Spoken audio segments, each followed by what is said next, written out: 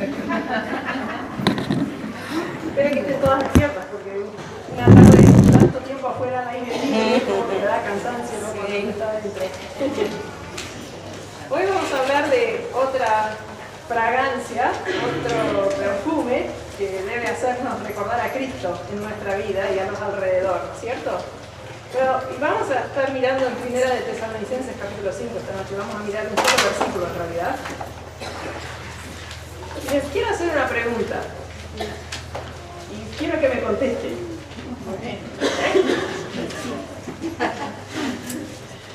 ¿A qué vas a la iglesia? A ver, ¿a qué vas a la iglesia? A conocer más al Señor. A conocer más al Señor, bien. Adorar a Dios. Adorar a Dios. Adorar a Dios, ya lo contesté. Alabar al Señor. Alabar al Señor. A estar en comunión con los hermanos. Estar en comunión con los hermanos. Alimentarnos espiritualmente. A servir, ¿querés decir a servir? A servir. Yo les estoy preguntando nada más, así que no hay respuesta que no sea correcta. Muy bien, son buenas alumnas. Todas buenas respuestas. Algo muy precioso que tenemos como creyentes y que hemos estado disfrutando en estos días, ¿no? Es la comunión. Y quiero que miremos, antes de ir a Primera de Tesalonicenses, yo sé que yo les dije que íbamos a mirar un solo versículo, mentí en realidad. Vamos a enfocarnos en un solo versículo, pero primero quiero que vayan al libro de Hechos, capítulo 2. Y vamos a mirar un poquito, un par de pasajes acerca de cómo era la iglesia, la primera iglesia, ¿no? Cuando nació, la iglesia naciente. ¿Cómo era? Hechos capítulo 2, y vamos a leer a partir del versículo 42. Hechos 2, 42.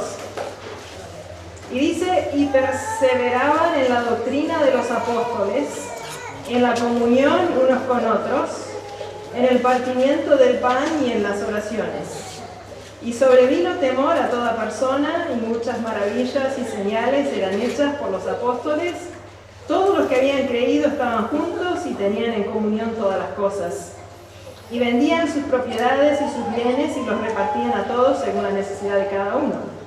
Y perseverando unánimes cada día en el templo y partiendo el pan en las casas, comían juntos con alegría y sencillez de corazón, alabando a Dios y teniendo favor con todo el pueblo. Y el Señor añadía cada día a la iglesia los que habían de ser salvos. Qué hermosa congregación, ¿cierto? Miren el capítulo 4, el versículo 31. Hechos 4, 31. Dice, cuando hubieron orado, el lugar que estaban congregados tembló y todos fueron llenos del Espíritu Santo y hablaban con denuedo la palabra de Dios, y la multitud de los que habían creído era de un corazón y un alma, y ninguno decía ser suyo propio nada de lo que poseía, sino que tenían todas las cosas en común. Y con gran poder los apóstoles daban testimonio de la resurrección del Señor Jesucristo, y abundante gracia era sobre todos ellos. Capaz que esto es lo más cercano a lo que fue el intento de Dios para la iglesia que se ve, ¿no? Y aunque la comunión cristiana es hermosa, la iglesia no es perfecta, ¿cierto? Sé que eso es muy novedoso para ustedes, seguramente no se habían dado cuenta de eso. Pero está llena de problemas y está llena de gente con problemas. Es un lugar donde idealmente vienen personas imperfectas para crecer y madurar en Cristo, ¿cierto? En 1 Tesalonicenses 5, en los versículos 12 y 13, vemos cómo deben responder los hermanos a sus líderes. Y en los versículos 14 y 15, vemos cómo deben tratarse los hermanos entre sí. Porque ir a la iglesia no debe ser solo aparecer, sentarte en el banco de siempre y...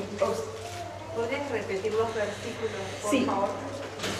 Los de Primera de Tesalonicenses. Hechos o Tesalonicenses. Primera de Tesalonicenses 5, los versículos 12 y 13 hablan de cómo debemos tratar a nuestros líderes, ¿cierto? Y el 14 y 15 hablan de cómo debemos tratarnos nosotros entre nosotros. Y bueno, vamos a la iglesia, nos sentamos en el banco de siempre y miramos el peinado del que tenemos adelante. Eso no es el resumen de ir a la iglesia, o no debe ser por lo menos, ¿no es cierto? Es cuidarnos, es amarnos, es usar nuestros dones para ayudarnos a crecer. Y todo eso no es la responsabilidad solamente de los líderes. Dios ha puesto en su palabra una lista de por lo menos 25 cosas que debemos hacer los unos por los otros, ¿no? Tal vez han hecho ese estudio en sus iglesias o en su reunión de mujeres o lo que sea. En ese coso de madera que está allá atrás, si les interesa en algún momento, yo imprimí una lista de las cosas.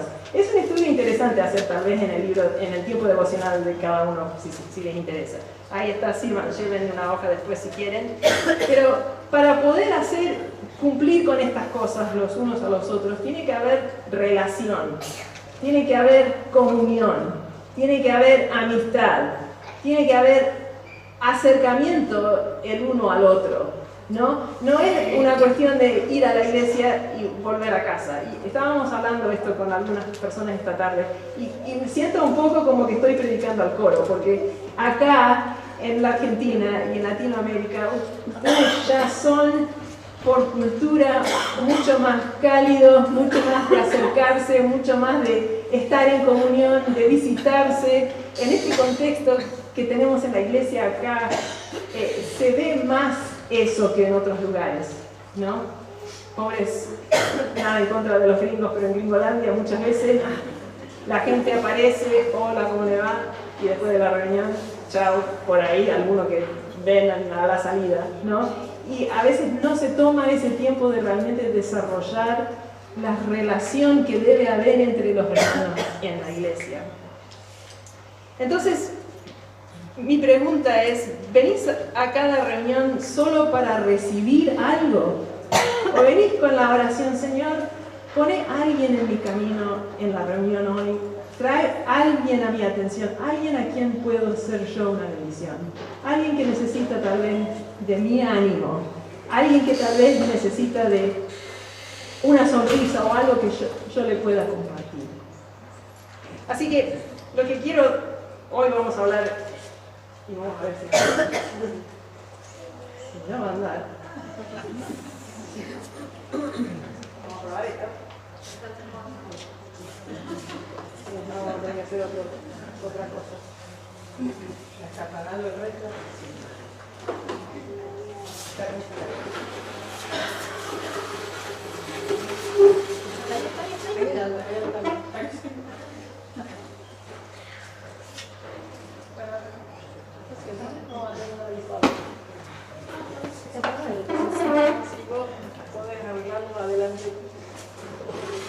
Mientras tanto, lo que quisiera someter hoy es que tener el perfume de Cristo implica alentar a los demás. Y quiero que miremos el aliento versus la indiferencia. Y antes de empezar, vamos a tener una palabra de oración. Señor, una vez más, venimos a ti en dependencia de tu Espíritu Santo para hablar a nuestro corazón. Te pido tu ayuda para poder expresar claramente la verdad de tu palabra y te pido también que abras el entendimiento para poder escuchar y entender. Gracias por tu Espíritu Santo que nos das para esto, en el nombre de Cristo. Amén. Perfecto, muy bien.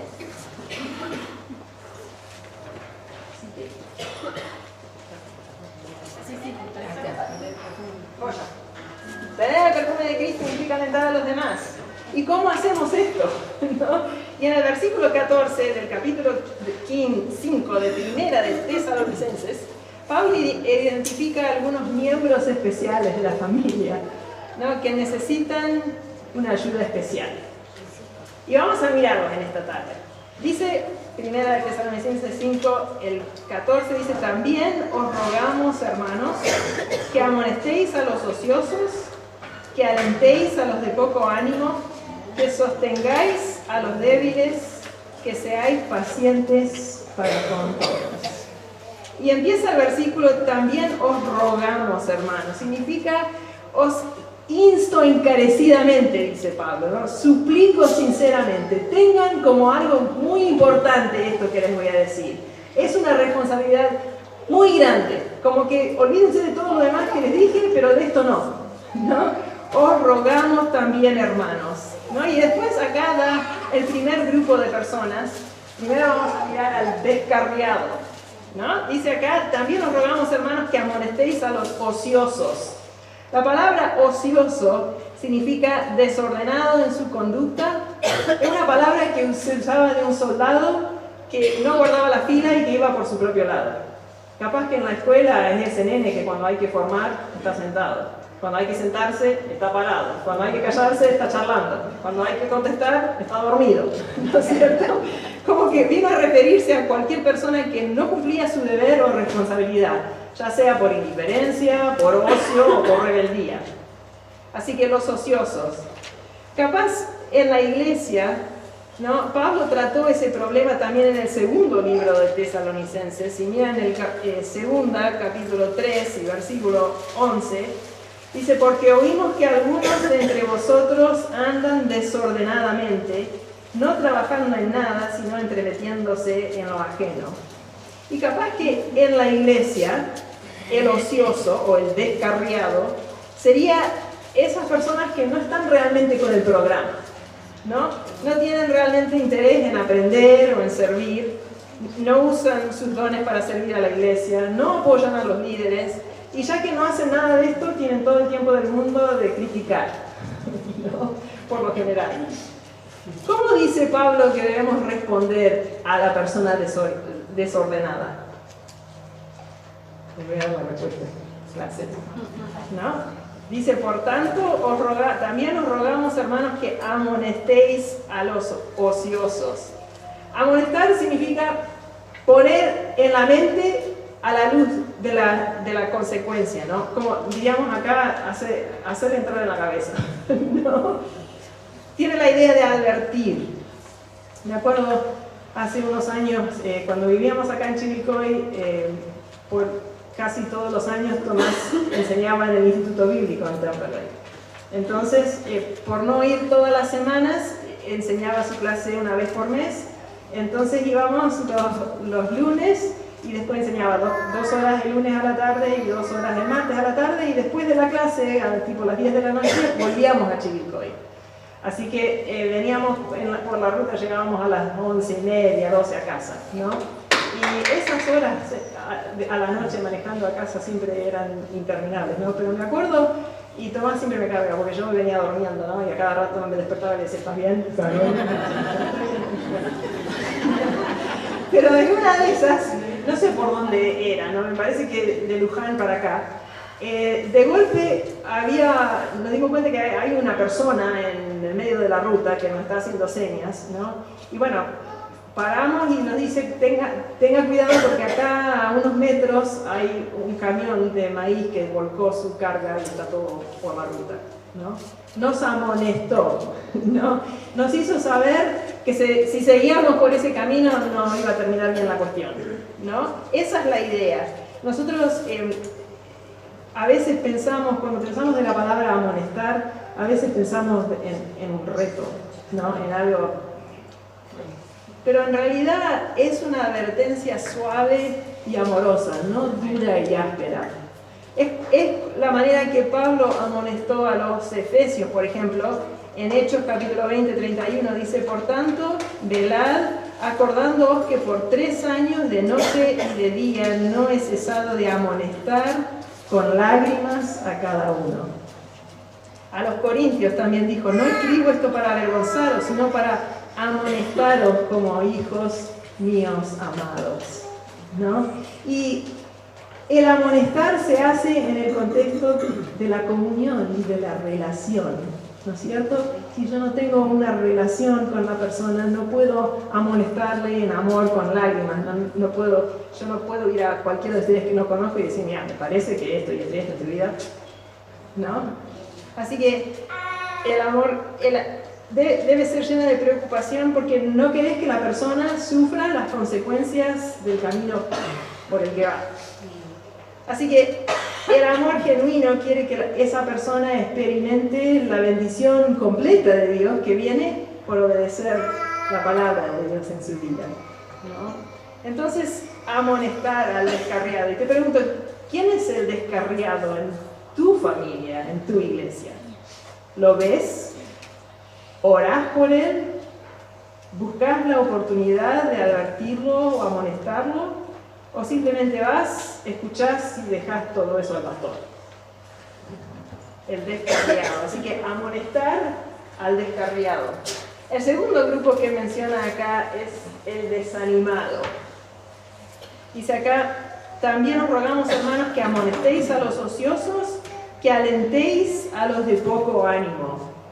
Y los de poco ánimo viene de dos palabras que significan espíritu y pequeño. Es el débil de corazón, apocado, miedoso, el cargado de tristeza, temeroso tal vez de dificultades y persecuciones, denota desaliento, desánimo, derrota. Entonces, en la iglesia es aquel hermano que ama lo conocido, no le gusta tomar ningún riesgo, no le gusta hacer capaz un ministerio diferentemente, de otra manera, o un ministerio nuevo, ¿no? Es el que siempre dice, pero nunca lo hicimos de esa manera. Nunca lo hemos hecho así. ¿No? Ya que temen la persecución, por ahí lo encuentran difícil de compartir su fe, ¿no? O por ahí es alguien nuevo que todavía no conoce. O tal vez alguien que va llevando una carga grande que a lo mejor no ha compartido con todo el mundo. El desanimado. ¿Y cómo es la respuesta? ¿Cómo le ayudamos según este versículo al de poco ánimo? Clase, miren el versículo. Alentarlo, ¿no es cierto? Que alentéis al de poco ánimo. Y me encanta esa palabra alentar, significa animar, ¿no? Y Nancy, ¿dónde mi carnecito? Lo que significa la palabra literalmente es esto: hablar desde el costado, ¿no? Es poner tu brazo alrededor de él y ir animándolo, llevándolo, ¿no? Gracias. Es venir al lado de alguien y tratar de animarlo, ¿no? Pero no podemos hacer eso tampoco si no hay una relación, ¿no? Entonces es consolarlo, tranquilizarlo, traer ánimo de la palabra de Dios. Tal vez necesita el ánimo de la oración, de vos orar por ella, o con ella, o animarla a ella a orar, ¿no? Capaz que necesita el ánimo de la seguridad de su salvación, o de un Dios soberano cuyo camino es perfecto y que tiene todos los detalles de su vida controlados, o del amor de Cristo, del cual nadie la puede separar. Capaz que necesita el ánimo de la gracia de Dios, que es suficiente en esa situación. En resumen, cualquiera sea su necesidad, apuntarlo a Cristo de la palabra de Dios en esa situación, ¿no? Y a veces el solo acompañar a alguien trae ánimo. Un hermoso ejemplo en el Nuevo Testamento de un animador es Bernabé, ¿no? Su nombre significa hijo de consolación. Y quiero que veamos algo de él en el libro de Hechos, capítulo 9, y versículos 26 y 27. Hechos, capítulo 9, versículo 26. Dice, acá está hablando de Pablo, ¿no es cierto? Cuando llegó a Jerusalén, o sea que cuando Pablo llegó a Jerusalén, Saulo realmente era un nuevo creyente, ¿cierto? Había perseguido a los creyentes, entonces de golpe acá va a aparecer en la iglesia, ¿no? Imagínense cómo lo habrán recibido los hermanos, ¿no es cierto? Cuando llegó a Jerusalén, después de convertirse, trataba de juntarse con los discípulos, pero todos le tenían miedo, no creyendo que fuese discípulo. Entonces Bernabé, tomándole, lo trajo a los apóstoles y les contó cómo Saulo había visto en el camino al Señor, el cual le había hablado, y cómo en Damasco había hablado valerosamente en el nombre de Jesús. Y esas palabras, dos palabras, Bernabé tomándole, ¿no? Me lo imagino que entró a la congregación al lado de Saulo con el brazo alrededor de él y dijo: hermanos, este no es el Saulo de antes, ha conocido a Cristo. Tal vez el tomar a una persona sea tan simple como hablar con una persona que esté sola en la reunión, que vino sola, o sentándote con ella en el culto. Tal vez, no sé si en sus iglesias tienen un tiempo de saludo, cuando paran en medio de la reunión. Eso puede ser aterrador para una persona nueva que está visitando, que no conoce a nadie. No, en serio, no sabe qué hacer, no sabe si tiene que quedarse ahí parado, no sabe si tiene que sentarse, o si va a ir a dónde va a ir, ¿no? Alguien vaya a pararse al lado de él, ¿no? Preguntarle su nombre y entonces quédate ahí. Esa vez no vayan a saludar a todo el mundo y cuando vienen a saludar le dicen, esta es fulana de tal, ¿no? Esta es fulana, para acompañarla nomás, ¿no? Este tipo de aliento en algún momento lo hemos necesitado todos. Cuando fuimos a Estados Unidos hace 5 años, una de nuestras preocupaciones mayores era encontrar una iglesia donde podíamos congregarnos. Y en esta zona de Florida hay muchas iglesias de todos tipos. Y teníamos capaz algunas, bueno, ustedes nos malcriaron, pero teníamos algunas pretensiones capaz. No queríamos que sea muy grande porque queríamos ser por ahí útiles en algo, ¿no? Queríamos que tenga buena música, que predique bien la palabra, ¿no? Y bueno, en las veces que hemos ido y venido de Florida en nuestros viajes, yendo y viniendo, nunca nos pudimos congregarnos en uno donde nos sentimos realmente bien, que era para nosotros.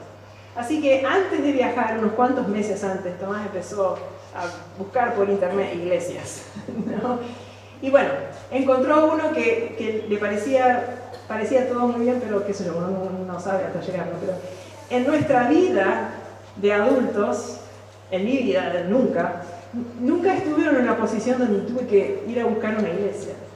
O me llevaron mis padres, o me dijeron, vas a ir ahí, ¿no? O no había iglesia y había que empezarlo de cero, ¿no? Pero esta fue la primera vez que teníamos que ir a un lugar desconocido, visitar una iglesia donde no conocíamos a nadie. Y me acuerdo la primera semana fuimos a la reunión de oración y se congregaba la iglesia en una escuela y había que caminar bastante desde el auto hasta llegar adentro y no sabíamos a dónde estaban los hermanos, ¿no? Adentro de la escuela. Pero había una hermana y llegamos tarde para postre porque había mucho tránsito, era un día de semana y llegamos tarde por eso.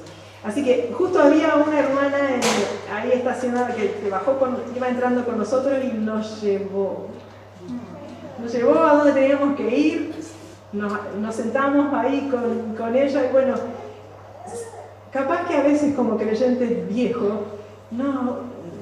perdemos la costumbre no recordamos de cómo era eso, cómo era ser el nuevo, cómo era ir por primera vez y que todos saben cuándo tienen que pararse, cuándo tienen que sentarse, lo que tienen que decir, qué va a pasar próximamente, ¿no? Pero uno que no sabe está perdido y uno que no es creyente encima, a veces ni mucho del idioma entiende, ¿no? De las palabras evangélicas que usamos. Pero bueno, una tarde, en la década de 1960, un hippie desarreglado llegó a una iglesia muy grande y formal cerca de la costa de San Francisco. Cuando entró, ninguno de los ujieres lo saludó. La iglesia estaba repleta y cuando miró a lo largo de las filas mientras iba pasando, ¿no? Nadie se movió, por lo que siguió caminando hacia adelante. Finalmente, después de haber caminado hasta el frente sin encontrar un asiento, se sentó justo en el medio del pasillo con las piernas cruzadas en el suelo. Justo en ese momento, el diácono principal, un hombre pequeño con un traje de 3 piezas, un alfiler decorativo en la corbatita, comenzó a acercarse desde atrás. Yo estoy en esa iglesia y estoy diciendo,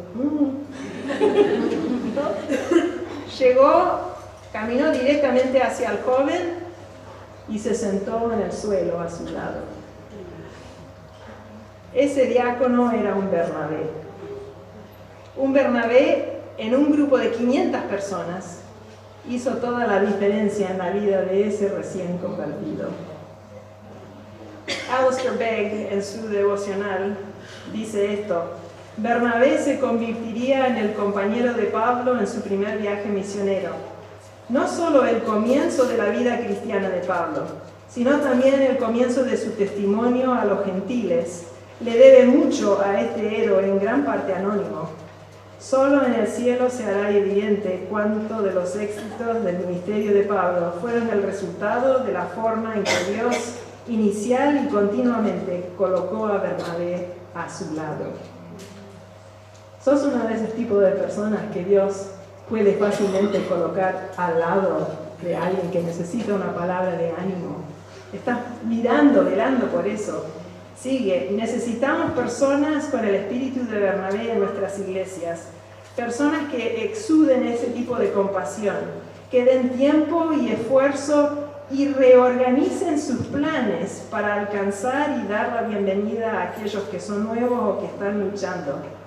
¿No es cierto que venimos a la iglesia y nos sentamos siempre en el mismo lugar y pobre del que se sentó en nuestro banco? Nos acostumbramos que entramos por la misma puerta. ¿No ven cuánta gente trató de entrar por esa puerta? Porque siempre entramos por esa puerta. Hay 3 otras puertas, pero alguien trata de entrar por las otras 3. No, porque entramos siempre por eso. O a lo mejor te sentás siempre con tu familia, o siempre con la misma vecina de al lado, ¿no? A veces hay que estar dispuestos a por ahí sentarte en otro banco donde no te sentás siempre. O por ahí no charlar con tus amigas después de la reunión para ayudar a otro, capaz para dar una mano a alguien nuevo con sus niños, ¿no? Bueno, a reorganizar los planes. De hecho, en muchas congregaciones, esas personas ya están ahí. La iglesia se sostiene cada semana como resultado de hombres y mujeres que reconocen que no hay momentos intrascendentes en sus días, no hay encuentros accidentales, no hay personas irrelevantes, no hay tareas insignificantes.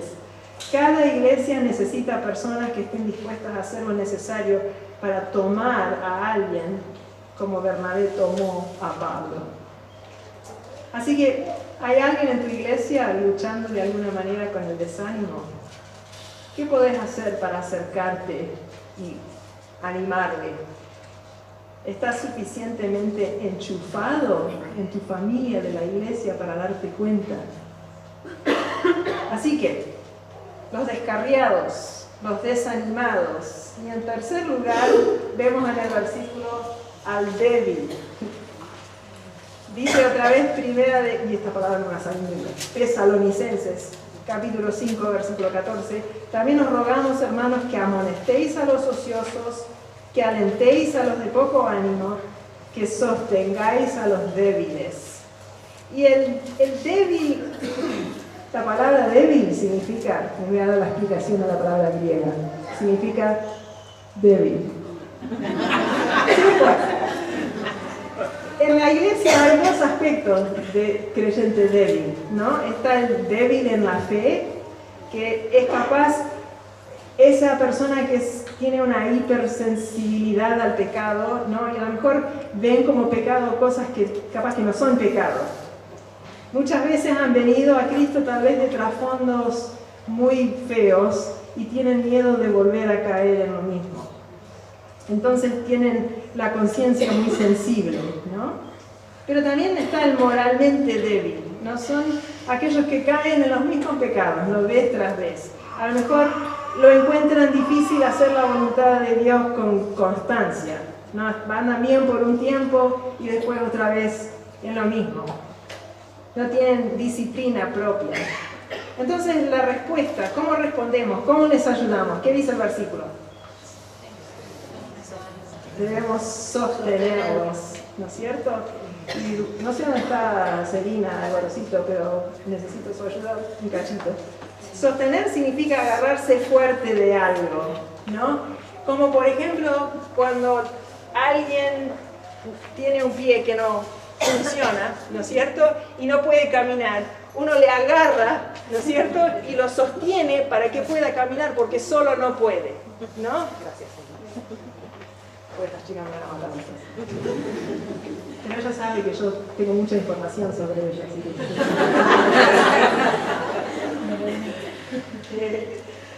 Agárrate fuerte del débil, el que no puede caminar solo, no lo dejes caer. Romanos 15:1 dice, así que los que somos fuertes debemos soportar las flaquezas de los débiles y no agradarnos a nosotros mismos.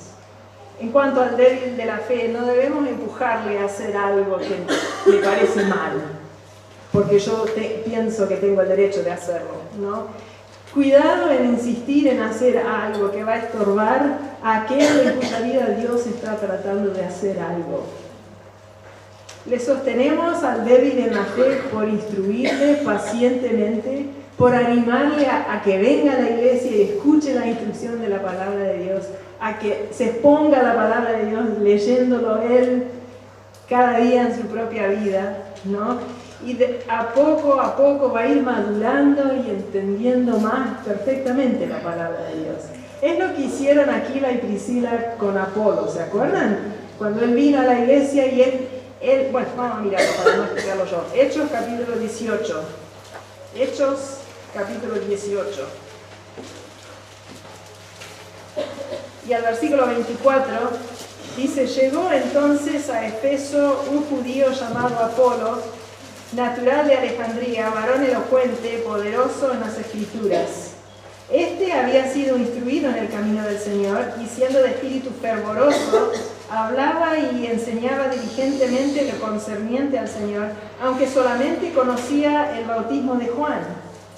Y comenzó a hablar con denuedo en la sinagoga, pero cuando le oyeron Priscila y Aquila, le tomaron aparte y les pusieron más exactamente el camino de Dios. Yo creo que no se levantaron en la reunión y dijeron, para. Acá hay algo que te está faltando entender, ¿no? Probablemente no lo acorralaron después de la reunión en un rincón o delante de otros hermanos y le dijeron, mira, ¿no? Yo me imagino que los invitaron a la casa, que Aquila le dijo a la esposa, ¿por qué no cocinás algo? Yo le voy a invitar a Polo y vamos a conversar, a charlar, a ver qué es lo que entiende, qué enseñanza tiene, cómo, ¿no? Y entonces en ese contexto de la comunión, de conocerse mejor, ¿no? Ellos le explicaron más correctamente el camino del Señor.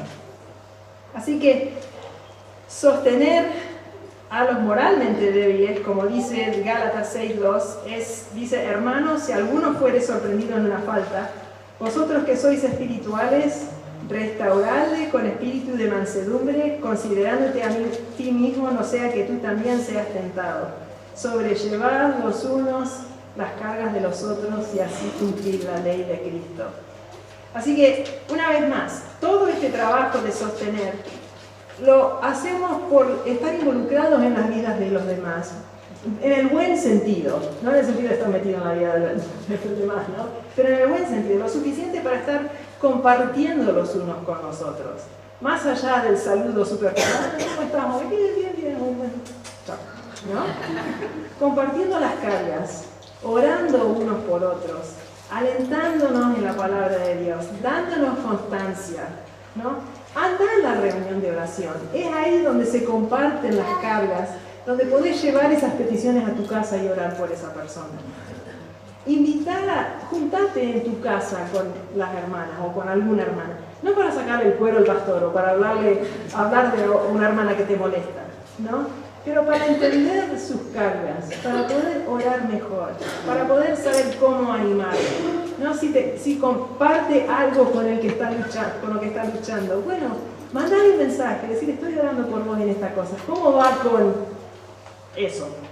¿No? ¿Tenés ese tipo de relaciones e interés en otros, en tu iglesia?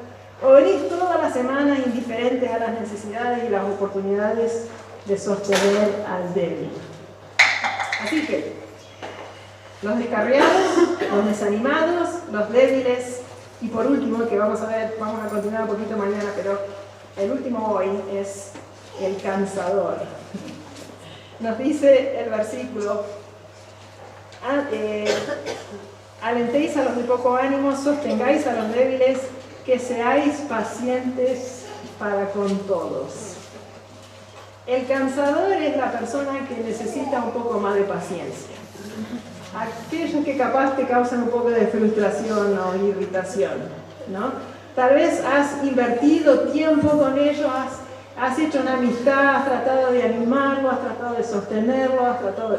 ¿no? Pero es como que parecen no progresar en su vida cristiana. MacArthur dice, hay muchos pastores que han sobrevivido a los descarriados, a los desanimados y a los débiles, pero que han sido sacrificados en el altar de los cansadores. Finalmente se dan por vencidos, diciéndose a sí mismos, han sido entrenados, pero no hacen lo que les hemos enseñado a hacer. Tampoco viven como les hemos enseñado a vivir. Creo que Jesús experimentó esto con sus discípulos, ¿no es cierto? Su falta de fe y lo lerdos que eran para entender, ¿no?, su misión. ¿Se acuerdan en Mateo capítulo 14 cuando Jesús alimentó a los 5.000? Y los discípulos vieron el poder de Dios y cómo con esa pequeña viandita de ese muchacho, Jesús lo multiplicó para alimentar a todas esas personas. Ese fue el capítulo 14. En el capítulo 15 se junta otra vez una multitud. Y los discípulos dicen, Señor, pero tú alimentaste a 5.000, ¿qué son 4.000? No, dijeron, ¿cómo vamos a hacer para dar comida a todo esto? ¿No? Cabeza. Jesús le dijo a Felipe en Juan 14:9, tanto tiempo hace que estoy con vosotros y no me has conocido, Felipe. Muchas veces le dice hombres de poca fe a sus discípulos. Estuvo mucho tiempo enseñándoles, pero ellos no parecían entender. Si alguien era cansador, eran los discípulos. ¿Cuál es la solución? ¿Cómo les ayudamos según el versículo? Ser pacientes, ¿no es cierto? Jesús fue paciente con sus discípulos, ¿no es cierto? Y a la larga entendieron, respondieron y fueron grandes líderes. ¿Cómo quiere Jesús que nosotros respondamos a los cansadores de nuestra vida? Lo mismo, siendo pacientes. ¿Cuánta paciencia le tengo que mostrar? Y probablemente más de lo que le han mostrado hasta ahora. Con la misma cantidad de paciencia que Cristo ha demostrado en tu vida. Salmo 86:15 dice, mas tú, Señor, Dios misericordioso y clemente, lento para la ira y grande en misericordia y verdad. ¿Se acuerdan que Pedro se le acercó y le dijo, Señor, ¿cuántas veces tengo que perdonar a este cansador? ¿No? 3 veces. 7 veces le dijo, ¿no? Porque en ese tiempo los fariseos decían que hasta 3 veces había que perdonar. Entonces Pedro le mandó 7 pensando, ¿no? Me pasé de los límites, ¿no? Bueno, y Jesús, le dijo, no te digo hasta 7, sino hasta 70 veces 7, ¿no? Jesús comunicó, MacArthur dice esto, que comunicó que era necesario tener un espíritu de paciencia continua con creyentes cansadores que nos siguen haciendo lo mismo vez tras vez. Tal compasión y amor personal cambia a las personas, aún a los cansadores. No debe haber nunca un espíritu de, bueno, ya está, ya le hice todo lo que pude y no pasó nada, así que basta. Hace muchos años, en el Antiguo Testamento para algunos, vinimos a la Argentina en el año 91, y éramos muy jóvenes. Y hablaba con algunas hermanas hoy, era todo blanco y negro. Y nosotros sabíamos, era así, así y así. Pero bueno, nos mandaron a trabajar en la iglesia de Pasco. Y había un pequeño grupo ahí en ese entonces. Y había una señora grande, doña María, que algunos de ustedes la conocieron. Y todas las reuniones de oración, doña María pedía oración por su nieto Daniel, para que vuelva a la iglesia. Bueno, después que compartió eso un par de veces, Tomás dijo, yo voy a ir a visitarlo. Así que fue a visitar a Daniel. Daniel se había apartado del Señor, andaba hindú en la droga y qué sé yo. Y bueno, había salido de todo eso, creo que había venido a la iglesia por un tiempo, pero había dejado. Y le decía, él siempre lo recibía bien a Tomás, ¿no? Pero le decía, lo que pasa, pastor, es que me cuesta. Tomás decía, pero Daniel, tenés que estar en la iglesia, tenés que volver a la iglesia. Y sí, pastor, pero lo que pasa es que me cuesta. Bueno, la próxima semana, el miércoles, doña María, podemos orar por Daniel para que vuelva a la iglesia. El jueves o viernes iba Tomás nuevo. Daniel, tenés que estar en la iglesia. Sí, yo sé, pastor, pero lo que pasa es que me cuesta. Bueno, esto, semana tras semana tras semana. Un día le dije, no vayas más, no va a venir nunca a la iglesia, ¿no? Como buena ayuda idónea.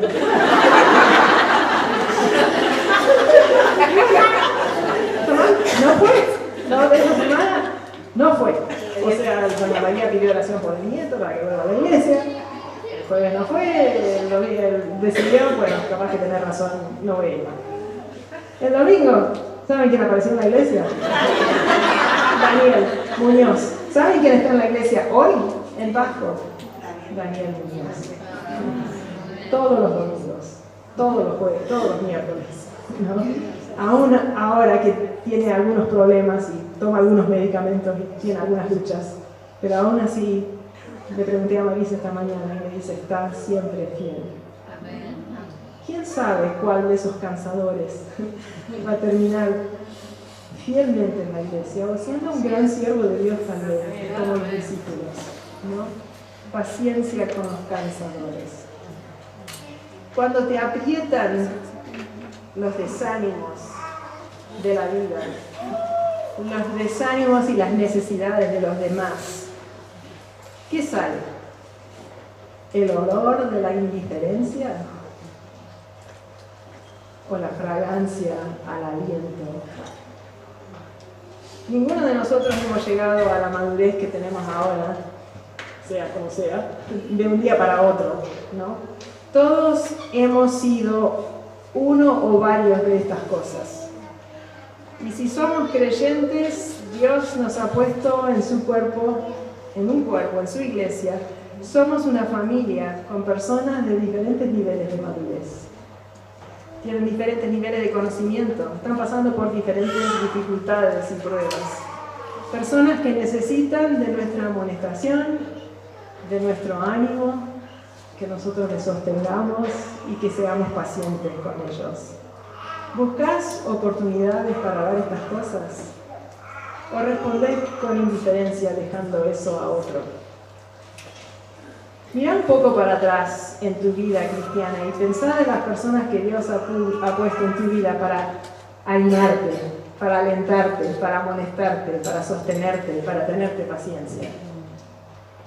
Probablemente todas, si pensamos, se nos viene a la mente alguien, ¿no? Sé esa persona para otro.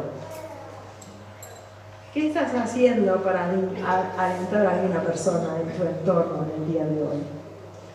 La iglesia funciona bien como una entidad cuando los pastores y las ovejas se unen para amonestar al descarriado, alentar al desanimado, sostener a los débiles y ser pacientes con los cansadores. Padre, te damos gracias porque tú fuiste todas estas cosas con nosotros. Gracias por ponernos en un cuerpo tuyo, donde tenemos hermanos, donde tenemos la bendición de la comunión, de convivir juntos, de orar juntos, de compartir juntos. Señor, abre nuestros ojos a las necesidades de nuestros hermanos y ayúdanos a ser esa persona en mi iglesia que siempre está buscando animar al otro, que cuando se acerca cualquiera siente esa fragancia, sabe que siempre estar en la presencia de esa persona va a ser para salir animado. Te pedimos esto, Padre, en el nombre de Cristo.